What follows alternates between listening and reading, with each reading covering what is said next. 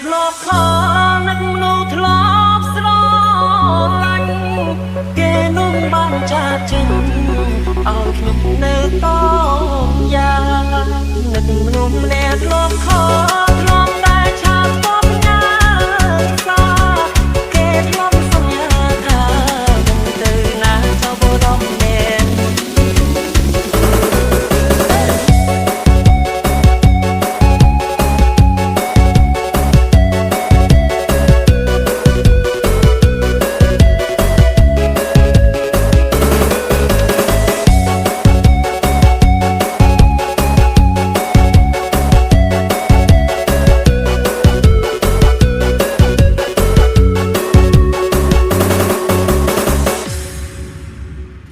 នឹកអ្នកធ្លាប់ខលធ្លាប់តែសួរសុខ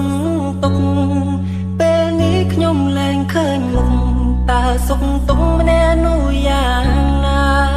ធ្លាប់និយាយផ្អែមហើយខ្ញុំសាសងស្នេហាគ្រប់យ៉ាងបដូរអស់ហើយណាមានអារម្មណ៍ថាឈឺចាប់តែលើខំមិនចូលពេលខ្លាំងក៏គ្មាន